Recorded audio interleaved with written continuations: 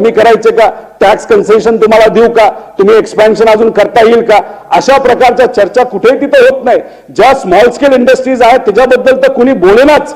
मंत्री महोदयांना वेळ नाही, अधिकाऱ्यांना वेळ नाही, मोठ्या मोठ्या इंटरनॅशनल ट्रिप करायला बरं यांना जमतं, पण या स्मॉल स्केल इंडस्ट्री असतील, मीडियम स्केल इंडस्ट्री असतील, नाही तर ज्या इंडस्ट्री ऑलरेडी आपल्या महाराष्ट्रामध्ये, त्यांच्यामध्ये एक साधी बैठक सुद्धा या लोकांचे अध्यक्ष महोदय होत नाही. आणि म्हणून मी तुम्हाला सांगतो की याच्यावर या सरकारने कुठे ना कुठेतरी लक्ष हे दिलं पाहिजे. अध्यक्ष महोदय, व्हाईट पेपर काढले जातात, केंद्र सरकार व्हाईट पेपर काढतं, त्याच्यामध्ये इथं महाराष्ट्रामध्ये प्रवेश होऊन जातो. पण ह्याच्यावर तरी व्हाईट पेपर काढा ना. आपल्या कंपन्या या महाराष्ट्रातून का बाहेर चालल्यात याच्यावर थोडासा प्रयत्न करा. कुटुंब आणि पार्टी फोडणं कदाचित सोपं असू शकतं, पण या महाराष्ट्रामध्ये विकासाच्या बाबतीत आपल्या या महाराष्ट्राला एक नंबर ठेवणं हे तसं सोपं नाही. जर तुम्ही कामच करणार नसाल तर हे कधीच होणार नाही. अध्यक्ष महोदय, उत्तर प्रदेश जाईल पुढे, त्यानंतर बिहार जाईल पुढे, आणि आपण तसंच गुजरात तर ऑलरेडी आपल्या पुढे तिथे अध्यक्ष महोदय गेलेला आहे. त्यामुळे इथे लक्ष देण्याची अध्यक्ष महोदय कुठेतरी गरज आहे. अध्यक्ष महोदय, माझ्या MIDCचा प्रश्न अनेक वेळा मी या विधिमंडळामध्ये मांडला. आश्वासन माझ्या मंत्र्यांनी तिथे दिलं होतं. तिथे अध्यक्षांनी बैठक सुद्धा लावली होती. अध्यक्षांनी बैठक लावली, मी तिथे 4 तास बसलो, तिथे मंत्री आले सुद्धा नाहीत.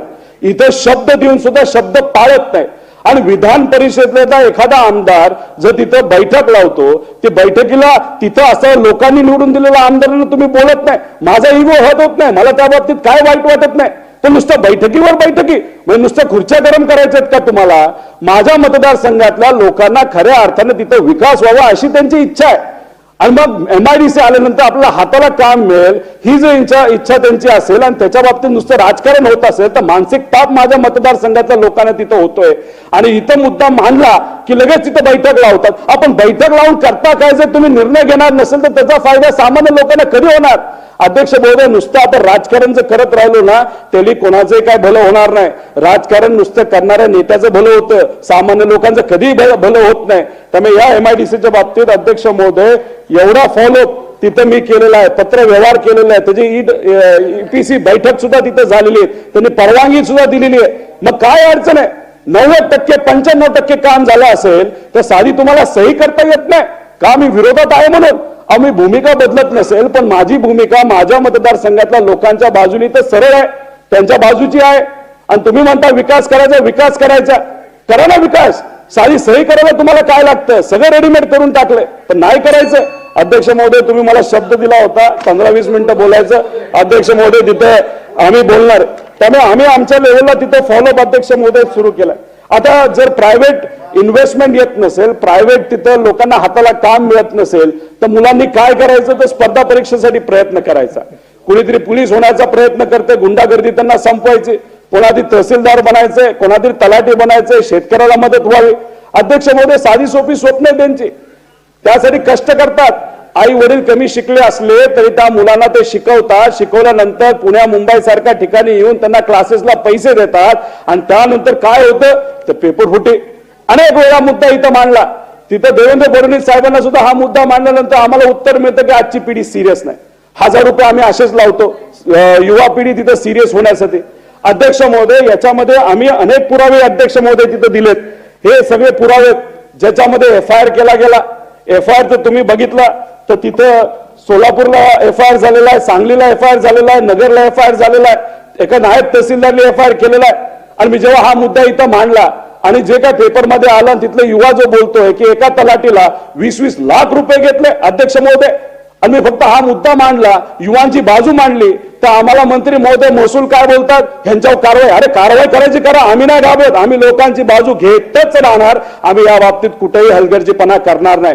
त्यामुळे माझ्यावर कारवाई करून जर ह्याच्यावर SIT लागत असेल, ह्याच्यावर कुठेतरी लक्ष दिलं जात असेल, ह्याच्यावर जर इन्व्हेस्टिगेशन या पेपर फुटीवर होणार असेल तर मी जेलमध्ये पण जायला तयार आहे. पण या बाबतीत SIT झाली पाहिजे. आणि जर एखाद्या मंत्र्यावर उलट बोलून, त्यांच्यावर बोलून SIT सहजपणे जर बसत असेल तर हो, आम्ही म्हणतो या सरकारने या बाबतीत भ्रष्टाचार केलेला आहे. तर नसेल केला तर SIT लावा. मग का तुम्ही पेपर फुटी थांबवू शकत नाही? अध्यक्ष महोदय, या पेपर फुटीच्या बाबतीत तुम्ही बघितलं तर अमरावतीला ARN नावाचं एक सेंटर आहे, त्याच्या तलाठी भरतीच्या वेळेस तिथं पेपर फुटला होता. आम्ही हा मुद्दा मांडला, आम्ही याच्यावर बोललो, पण त्याच्यावर कुणी काय कारवाई केली नाही. जेव्हा तिथं जलसंधारण विभागाची तिथं परत एकदा पेपर घेणार होता अध्यक्ष महोदय, 1000 मुलांनी आम्हाला फोन केले. मला ना या सगळ्या आमदारांना फोन केले असेल, काय म्हणले, ह्या सेंटरवर पेपर फुटी झाली, तिथं परीक्षा घेऊ नका, तिथं परत काहीतरी घोळ होईल. अध्यक्ष महोदय जसं बोललो तसं झालं, तिथं परत पेपर फुटला. अधिकारी कोण होता, तर त्याच विभागाचा प्रशांत नावाचा एक अधिकारी त्यांनी तिथं पेपर फोडला. अहो काय या गरीबाली चुकीचं केलं अध्यक्ष महोदय, का पेपर फुटी सातत्याने होते.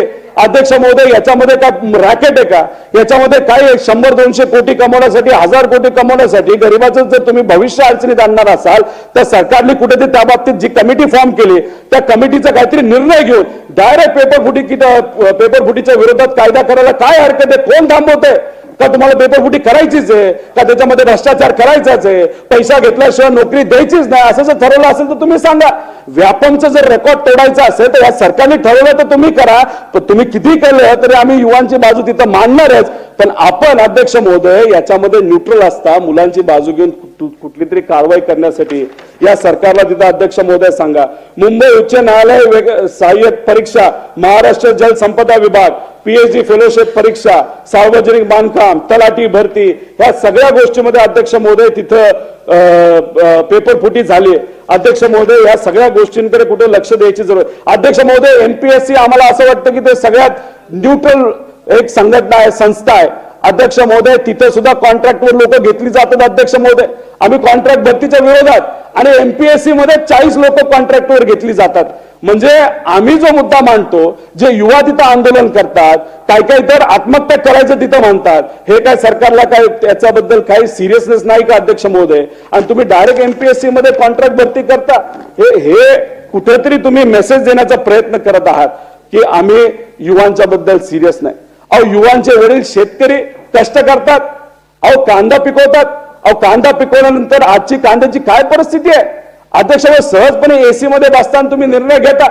अहो अध्यक्ष महोदय आज देशामध्ये 13 लाख हेक्टरवर 230 लाख क्विंटल कांद्याचं उत्पादन होतं, आणि आपल्या या देशामध्ये 195 क्विंटल कांदा, लाख क्विंटल कांदा तिथं लागतो. अध्यक्ष महोदय 35 लाख क्विंटल कांदा आज अतिरिक्त आहे.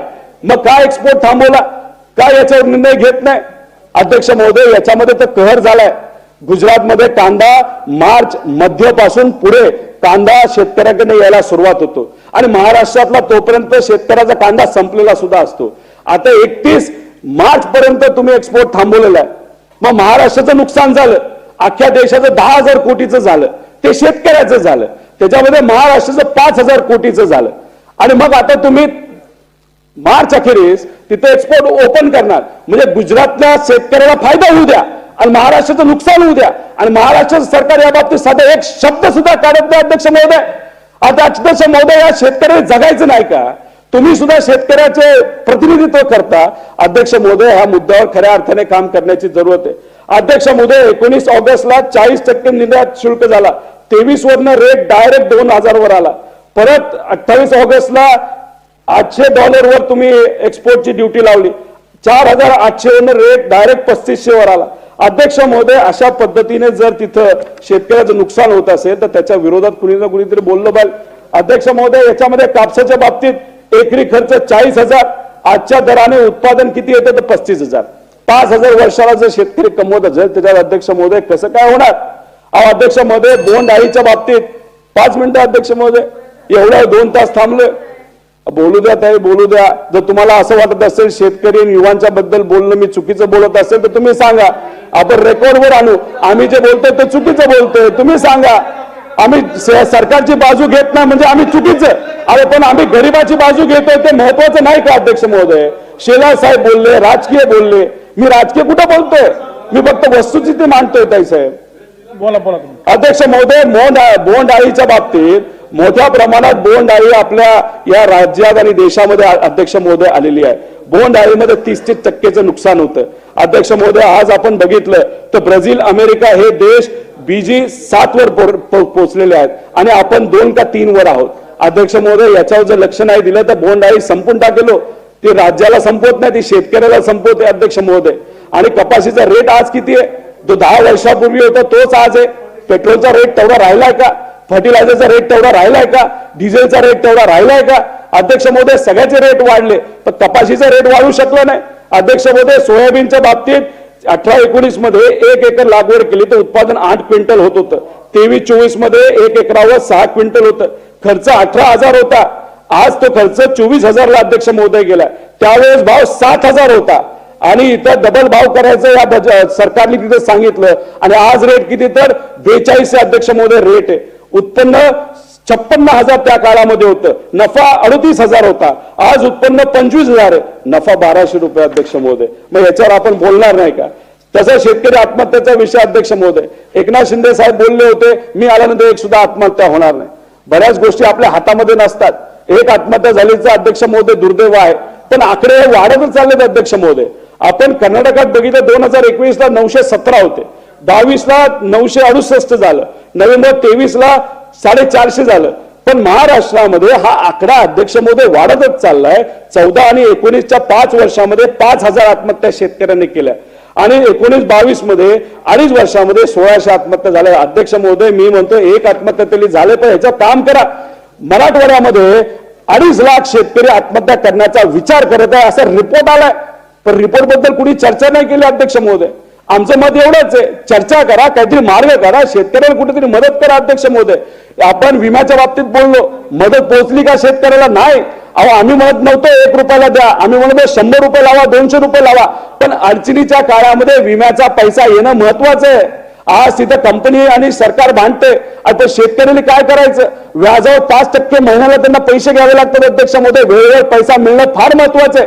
गेल्या वर्षी सातत्याने जो पाऊस आला त्याच्यामध्ये शेतकऱ्याचं नुकसान झालं, त्याचे पैसे तिथं अध्यक्ष महोदय आले नाहीत. तर मग या शेतकऱ्याच्या बाजूने आज खऱ्या अर्थाने बोलण्याची जरूरत आहे.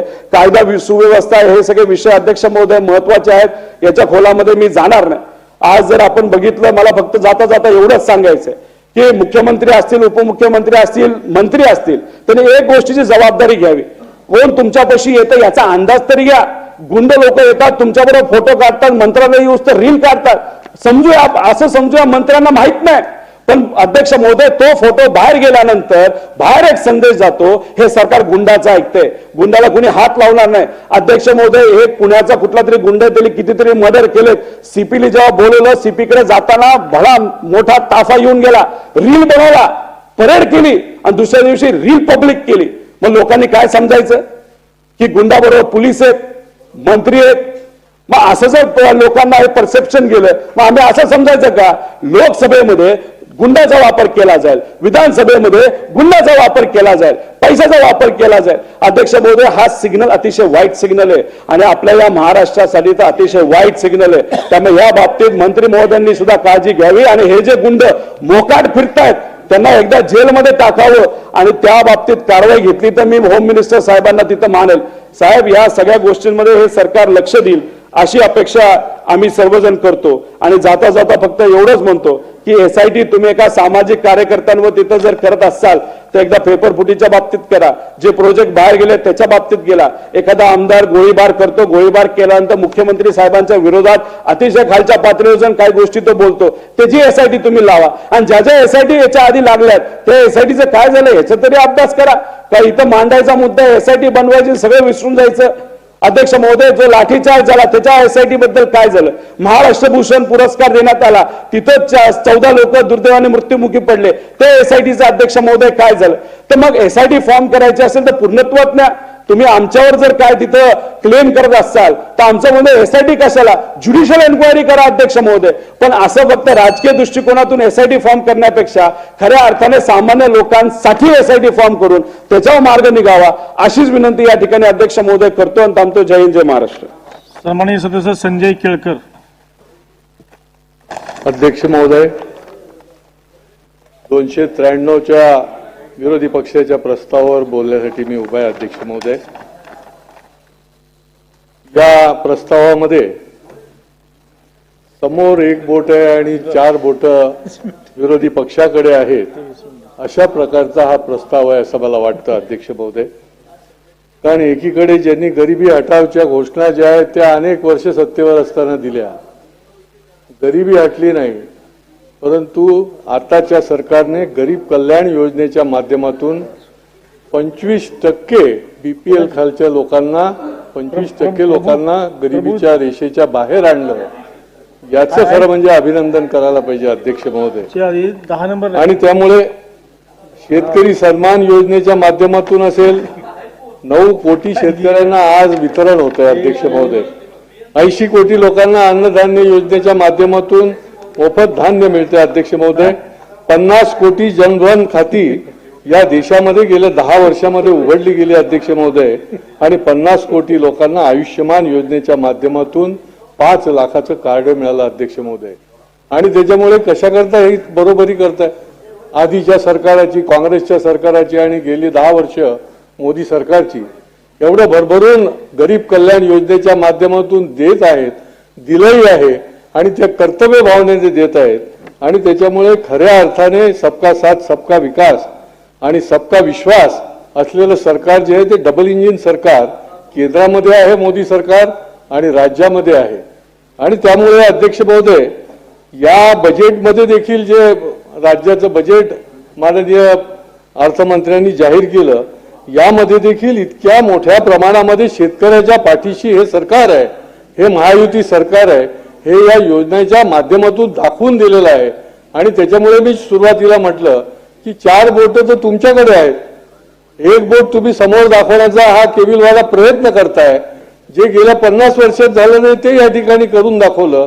आणि त्याच्यामुळे या ठिकाणी 12,000 रुपये शेतकऱ्याला या डबल इंजिन सरकारमुळे महाराष्ट्रातल्या शेतकऱ्याला मिळत आहेत शेतकरी सन्मान योजनेच्या माध्यमातून. अध्यक्ष महोदय मागेल त्याला सौर पंप अशा प्रकारची देखील भूमिका जी आहे ती या सरकारने घेतलेली आहे अध्यक्ष महोदय. आणि 8 लाख सौर कृषी पंप जे आहेत ते देण्याचे निर्णय घेतलेला आहे. आणि त्यामुळे अध्यक्ष महोदय मग बंदर विभाग असेल, परिवहन विभाग असेल या माध्यमातून हा ट्रिपल इंजिन आता एक अजून इंजिन जोडलेलं आहे. ठीक आहे, मी म्हणतोय ते केंद्र आणि राज्यातलं इंजिन आता महाराष्ट्रामध्ये. अध्यक्ष महोदय यामध्ये मी एक शासनाला सूचना करणार आहे अध्यक्ष महोदय की या ठिकाणी निरनिराळे आंबा उत्पादक शेतकरी जे आमच्या कोकणामधले आहेत, या आंबा उत्पादक शेतकरी हा गेली 10 वर्षापासून अडचणीत आहेत, किंबहुना त्याही पेक्षा जास्त. निरनिराळ्या हवामानामधले बदल असतील, निरनिराळ्या कारणामुळे. आणि आंबा हे अतिशय नाजूक पीक आहे आणि या आंबा उत्पादक शेतकऱ्याच्या पाठीशी ठामपणे उभं राहण्याची गरज आहे. त्याचं कंबरड जे आहे ते अक्षरशः गेल्या 10 वर्षामध्ये मोडलेलं आहे. आणि म्हणून अध्यक्ष महोदय आंबा उत्पादक शेतकऱ्याला देखील याच्यामध्ये विशेष अनुदान दिलं जावं अध्यक्ष महोदय. आणि आंबा उत्पादक शेतकऱ्याला या निमित्ताने दिलासा द्यावा अध्यक्ष महोदय. या ठिकाणी अनेक प्रकारचं ड्रगच्या संबंधामध्ये देखील या प्रस्तावामध्ये म्हटलेलं आहे. मी तर खरं म्हणजे आमच्या सरकारचं आणि गृहमंत्र्यांचं अभिनंदन करीन की 1,50,000 कोटी रुपयाचं ड्रग जे आहे ते पकडलं गेलं अध्यक्ष महोदय. याच्यापूर्वी कधी पकडलं जात नव्हतं, ड्रग येत नव्हते असा विषय आहे का यापूर्वीच्या आधीच्या सरकारांमध्ये. परंतु हे ड्रग जे आहे ते त्यांनी पूर्णपणे फेडिंग लावून त्या ठिकाणी पकडलं गेलं. आणि त्याच्यामुळे या सगळ्या ड्रगच्या व्यापाराला जो आहे तो निश्चितपणे आळा बसेल. आणि सरकार ही पूर्णपणे यांचं कंबरड मोडल्याशिवाय थांबणार नाहीये. अशा प्रकारची ही ऍक्शन जी आहे ती आपल्याला निरनिराळ्या ठिकाणी बघायला मिळते अध्यक्ष महोदय. अध्यक्ष महोदय या ठिकाणी अवैधरित्या निरनिराळ्या प्रकारच्या धंद्याच्या बद्दल देखील म्हटलेलं आहे. या ठिकाणी पोलिसांवर पडत असलेला ताण या संबंधात देखील म्हटलेलं आहे अध्यक्ष महोदय. आणि माझी सरकारचं अभिनंदन करत असताना विनंती देखील आहे की अध्यक्ष महोदय पोलीस वसाहतींकरता आणि पोलीस कुटुंबाच्या करता या सरकारने जेवढं मदत केलेली आहे, या सरकारने जेवढी निधीची तरतूद केलेली आहे, त्यांच्या वस्त्या असतील, वसाहती असतील, तेवढी कोणी केलेली नाही. अशा प्रकारची भूमिका जी आहे ती पोलिसांच्या पाठीशी उभी राहण्याची भूमिका सरकारने घेतलेली अध्यक्ष महोदय. माझी या निमित्ताने विनंती आहे की देशामध्ये जवळजवळ 21 राज्यामध्ये निवृत्तीचं वय जे आहे हे निवृत्तीचं वय 60 वर आहे, काही ठिकाणी 62 वर पण आहे. माझं विशेष करून पोलीस खात्याच्या संबंधामध्ये ज्यांना ऐच्छिक आपण ठेवू शकता ही मागणी मागेही मी केली होती की हे वयाची अट जी आहे ती 60 पर्यंत वाढवावी. अनेक सक्षम असे अधिकारी जे आहेत ते आपल्याला महाराष्ट्रामध्ये सेवेसाठी उपलब्ध राहतील. सर्वच कर्मचाऱ्यांच्या बाबतीमध्ये ही मागणी आहे, पण प्रायोरिटीने पोलीस खात्यामधल्या लोकांची ही वयोमर्यादा 60 करावी. अध्यक्ष महोदय या ठिकाणी हुक्का पार्लरच्या संबंधामध्ये देखील पोलीस खात्याने मोठ्या प्रमाणामध्ये कारवाई करून ठाण्यासारख्या शहरामध्ये हुक्का पार्लर पूर्णपणे बंद जरी नसलं तरी देखील मोठ्या प्रमाणामध्ये कारवाई करून हे हुक्का पार्लरवर आळा घातलेला आहे. अध्यक्ष महोदय, आम्ही हुक्का पार्लर मुक्त ठाणे ही मोठी मोहीमच चालवली आणि या दृष्टीने देखील पोलीस खात्याने या मोहिमेमध्ये भाग घेतला आणि निरनिराळ्या पोलीस स्टेशनच्या माध्यमातून यावर आळा बसलाय. परंतु उरलेल्या गोष्टी देखील या ठिकाणी आळा बसण्याची गरज आहे. अध्यक्ष महोदय, अनधिकृत प्रकारचे जे गेम्स आहेत हे तरुणाईला जी आहे ती एका वेगळ्या दिशेला नेणारी आहेत. या ठिकाणी अनधिकृत प्रकारचे काही ठिकाणी जे गेम्स चालतात त्या ठिकाणी फार मोठ्या प्रमाणात हा एक प्रकारचा जुगार आहे आणि त्यामुळे हे तरुणांसाठी घातक आहे. याच्यावर देखील छापे घालून याचा एक मोठा ड्राईव्ह करून याच्यावर छापे घालून ही दुकानं जी आहेत ती निरनिराळ्या ठिकाणी चालू आहे ती बंद व्हायला पाहिजेत. अशा प्रकारची अध्यक्ष महोदय माझी मागणी आहे. अध्यक्ष महोदय, या महापालिकेच्या संबंधामध्ये किंवा भरतीच्या संबंधी देखील कंत्राटी कामगारांच्या संबंधी देखील अध्यक्ष महोदय, ठाणे महानगरपालिकेत तर 2016 नंतर जे 1830 कामगार आहेत यांना 7वा वेतन आयोग जो आहे तो लागू झालेला आहे, परंतु प्रत्यक्ष त्याची कार्यवाही झालेली नाही. माझी या निमित्ताने मागणी आहे की हे जे 1830 कामगार आहेत यांना हा 7वा वेतन आयोगाची कारवाई जी आहे ती तातडीने सुरू करण्याचे निर्देश द्यावेत. अध्यक्ष महोदय, त्याचबरोबर अनुकंपा तत्वावरची जी भरती आहे ती अनुकंपा तत्वावरची भरती देखील 6-6 महिने वर्षभर रखडलेली आहे आणि अनुकंपा भरती आणि वारस हक्काची भरती सफाई कामगारांसाठी याच्यामध्ये 2 प्रकारचे फरक आहेत. अनुकंपाची आपल्याला तातडीने करता येऊ शकते. वारसा हक्काची जी आहे ती कोर्टामध्ये जरी त्याची केस अडकलेली असली तरी शासनाने देखील हीच भूमिका घेतलेली आहे की जो म्हणून घाणीत काम करतो त्या सगळ्यांना वारसा